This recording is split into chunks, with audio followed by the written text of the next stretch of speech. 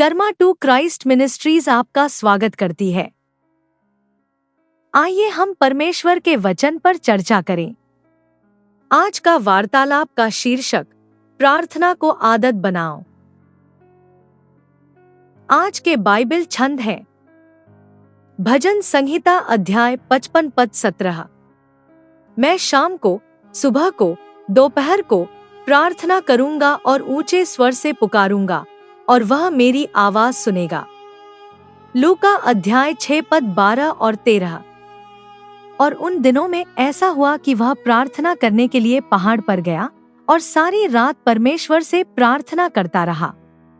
और जब दिन हुआ तो उसने अपने चेलों को बुलाया और उनमें से उसने 12 को चुना, जिन्हें उसने प्रेरित भी कहा। मरकुस अध्याय 1 पद 35। सुबह जब अंधेरा था, यीशु उठकर एक सुनसान जगह पर गया और वहां प्रार्थना की। अच्छी आदतें सफलता की कुंजी हैं और आपको मुसीबतों से सुरक्षित रखने की कुंजी है। हमारे माता पिता, सहकर्मी, नेता, शिक्षक और सलाहकार हमें सुरक्षित रखने के लिए लगातार अच्छी आदतें सिखाने की कोशिश कर रहे हैं। उसी तरह परमेश्वर ने हमारे जीवन को फलदायी बनाने के लिए नियम लागू किए हैं और आदतों को प्रोत्साहित किया है। इन आदतों में प्रार्थना, उपवास, अन्य विश्वासियों के साथ मिलना जुलना, वचन पढ़ना और दान देना शामिल है। हालांकि शैतान हमें केवल बुरी आदतों से आकर्षित करता है जो हमारे आध्यात्मिक और शारीरिक जीवन दोनों को नष्ट कर देती हैं।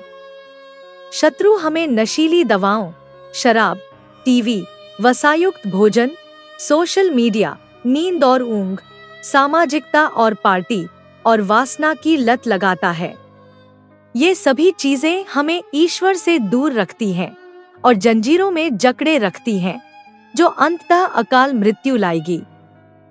एक बार जब हम इन आदतों के कारण आध्यात्मिक रूप से मर जाते हैं और ईश्वर से अलग हो जाते हैं, तो हमारी सच्ची दोस्ती, कलीसिया के रिश्ते, पारिवारिक संबंध और नैतिक मूल्य मरने वाले होते हैं।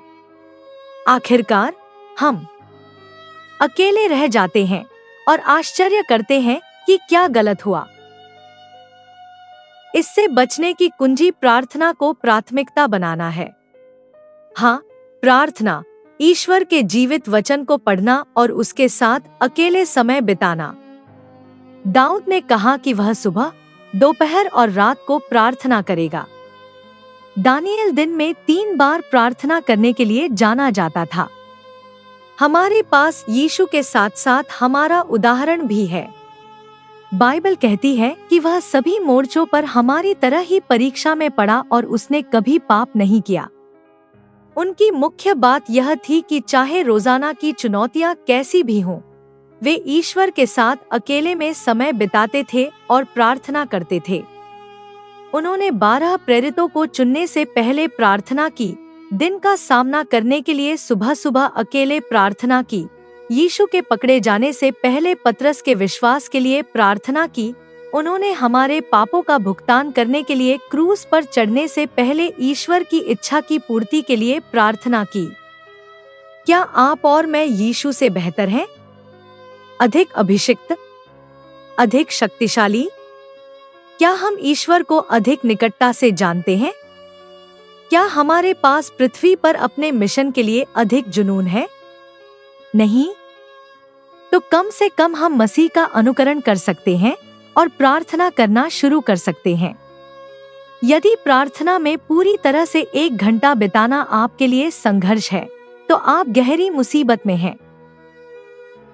यदि आप प्रतिदिन प्रार्थना में गंभीर समय नहीं बिताते हैं, तो आप स्पष्ट रूप से सोचते हैं कि आप मसीह से बेहतर हैं। आइए प्रार्थना करें। प्रभु, आप वह हैं जो करूबों के बीच निवास करते हैं, जो अगम्य प्रकाश में निवास करते हैं, जो यरूशलेम में निवास करते हैं। आपका धन्यवाद कि आप हमसे प्यार करते हैं और हमें सुरक्षित रहने के लिए दिशा निर्देश देते हैं। आपका धन्यवाद कि आपकी आज्ञाओं के माध्यम से हम फलदायी हैं और दुश्मन के हमले से सुरक्षित हैं। हमें उन बुरी आदतों को अपनाने के लिए क्षमा करें जो हमें आपसे और हमारे बुलावे से दूर ले जाती हैं।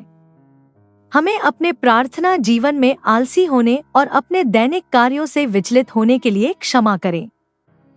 हमें यह सोचने के लिए क्षमा करें कि हम यीशु से बेहतर हैं, क्योंकि हमने प्रार्थना में समय नहीं बिताया जैसा कि यीशु ने किया था।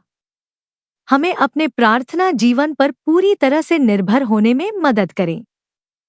हम प्रार्थना में अधिक समय बिताने के साथ ही अपने जीवन में एक अलौकिक परिवर्तन देखेंगे। हम घोषणा करते हैं कि आज के दिन से प्रार्थना हमारे जीवन का स्रोत होगी। हम यीशु के शक्तिशाली नाम में मांगते हैं। आमीन।